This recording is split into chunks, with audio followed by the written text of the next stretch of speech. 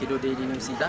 Qophiilee deeggarsaaf yeroo adda addaa akkaataa adda addaa kennamaa turan ilaalchisuudhaan har'as qophii addaa qabannee dhiyaanneerra. Qophiin keenya kunis magaalaa Najjoo keessatti gandoota magaalaa Najjoo qabu arfaniif nagara namoota 500 deeggarsa kallattii adda addaa irraa argame dhalattoota Oromoo naannoo Najjoo biyya ambaa jiraatan irraa argamuudhaan namoota kanaaf deeggarsa taasifamu godhanii maallaqa isaanii arganiin deeggarsi nagara namoota 500 kennamuuf deema. Qophii kana simbiraan geenya nu hordofa.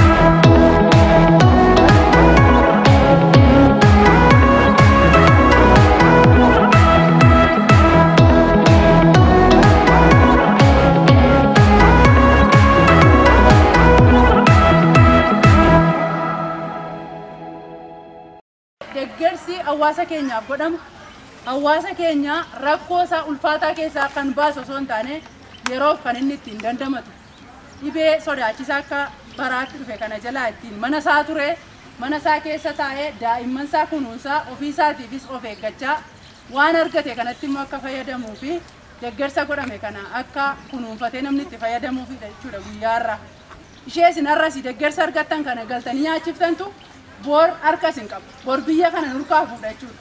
Kanaaf deeggarsi godhamu kun deeggarsa yeroo dheeraa tursu osoo hin taane deeggarsa yeroo gabaabaa yookaan immoo deeggarsa sadarkaa jalqabaatti isin bira jirra jabaadha.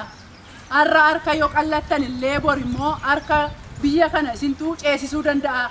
Biyya kana daa'ima isin jilba keessan keessaa baate daa'ima marrumaan keessan gadameessa keessan keessaa baateetu biyya kana bor ceesisuu danda'a jechuudhaani. Kanuma isin guddistan kanuma isin barsiistantu deeggarsa kana isinii godhe jechuudha. Carraa kanatti fayyadamee bulchiinsi magaalaa Najjoo guyyaa har'aa nama 500 akka deeggaramtaniif gandoota arfan keessaa calallii geggeessee bifa kanaan iddoo kanatti qindeessee jira jechuudha. Carraa kanaatiin namoonni fayyadamtan baga gammaddanii isiniin jechuun barbaadu.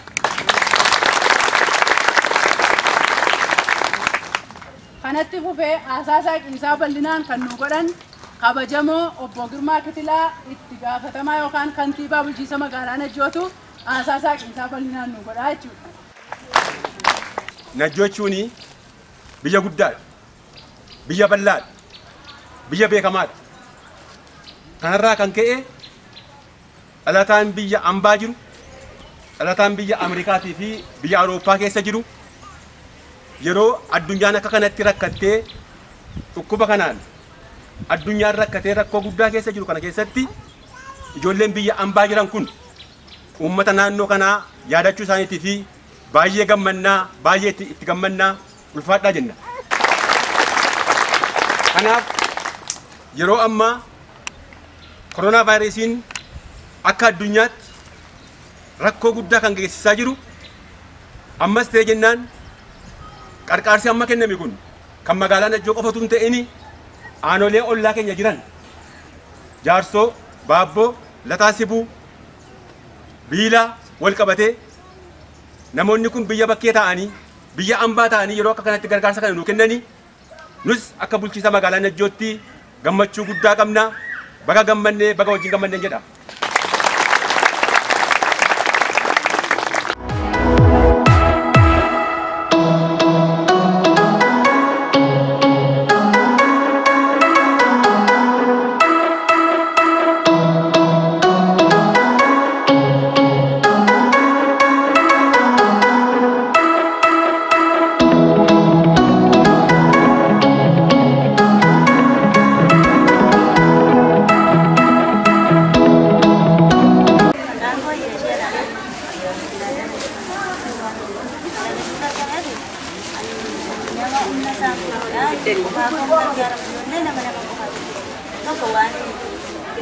mana kiraayuu jiraata caalaa keetiin caalaa gargaarsu harka koo barbaadama duwwaadhaan jiraata sababa kanaa ta'eef qalleeyyii galmees jennaan inni dhaqee isaan dhaqanii barbaadama keessa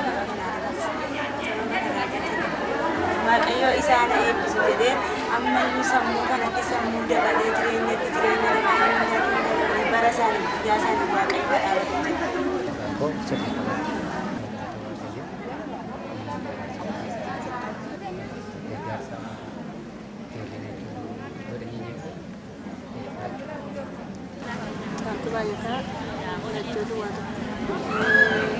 Dataan aku bakal ada sisi kalau sini tu dia ada dataan. Ini dua sini kan lebih, maka aku mau bantu rata. Wan nasi tergame di atau nama yang sini bisa nanti dari kasih sini kan roh yang tergame.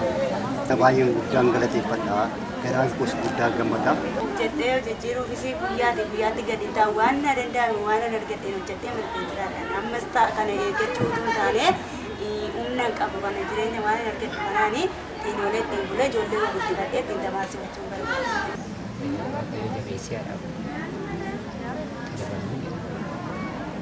Kan gargaarsa kana nu godhe ammayyuu Waaqayyo akkuma isaan nu gargaaran bara hundumaa baraaree isaan gargaara. Warri gargaarsa kana keessatti gargaaree baay'ee guddaan itti gammada. Inni koobuutu itti gammada. Baay'ee Waaqayyo isaan gargaaru jedha. Maqaan koo Amantii Gammachuuti. Dhalattoota biyya alaa jiraatanii aanaa Najjoo magaalaa Najjoo irraa deemanii jirantu uummata addana jiru kana gargaaruuf barbaadanii dhibee koronaa kanaan wal qabate akka koreetti immoo bakka nu buutanii yoo uummata kana biraan galfatan erganni nu geessan jennaanin anis gammalee manitti lixee har'aa isarra oole. Namoonni gargaaramanii akka isaanuma jiru wal mari'annee yaada wal geddeerreeti aanaa Najjoo irraa nama 600 magaalaa Najjoo irraa 500 Baabboo irraa 200 Jaarsoo irraa 200 tokko namaaf boqqolloo kiloogiraama 25 zayita liitirii tokkoo fi saamunaa wayyaa 2 kaapitaalli isaa amma qabannee jirutti baasii waliigalaa ganaa hojjenne yoo ta'e illee nu wajjiniin nuni birrii hojii waliin arginu baay'ee isaan iddoo itti soorsii wayii qabna iddoo fudhannu achi maateriyaali sana fudhanna amma ammaatti birrii 500f naannoo 42tti dhiyaata. Egaa yeroo namni waa fudhatta jedhan amma akka namni ho'ee dhufu beekamaadha. Hamma barbaadamu dhibee sana hojii waa wal qabatuuf deeggarama makaateef hamma barbaadamu yoo ta'u baate illee namoota kanaaf ergaa gabaabaan darbeera. Haasaa kan godhan qaamoonni adda addaa illee ergaa daddabarsaniiru karaa ogeessa fayyaas gabaabaadhumaan ergaan darbeeraaf.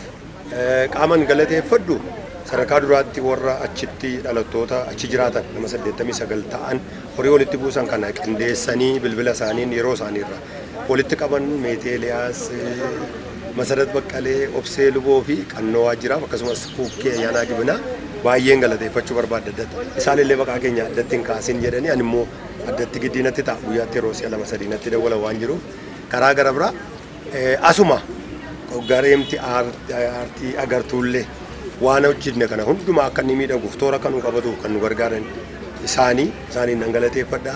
Akka koreetti immoo ana wajjin ani kophaa koomiti nama jaanuni keessa kililuu maaster masqalee adda daanechiif obbo Baqqalee Galataa addatti galateeffadha. Qaamoleen humti bulchiinsaallee sadarkaan jiran deeggarsa nuu godhaniif guddaan galateeffadha. Obbo Addaamuu Biraanuu birrii kana fuudhee faasiliteet nuu godhee waan hundumaa kan nuu mijeessesaa obbo Xoonaa Margaa yeroo aanaadhaaf raabsinee makiinaa nuu kennanii tola fayyadamne dafqaan bultooti illee hojii keessatti nu gargaaranis baay'eedha. Namooti dhuunfaatti illee nu gargaaran jiru hunduma kana walitti qabee galateeffachuun barbaada. Ayyeegaa hordoftoota keenyaa qophii keenyaa akkuma haala isin amma hordofaa turtaniin gara goolabuutti finneerra namoota qophii kana akka kanatti akka inni milkaa'u tumsa godhanii galateeffachaa qophiilee keenya birootiin nagaa walitti deebinutti nagaa gama namaan isinitti dhaama. Namoonni maatii YouTube channel yookaas fuula keenyaan ta'in jirtan subscribe, share gochuun dagatinaa turtii gaarii.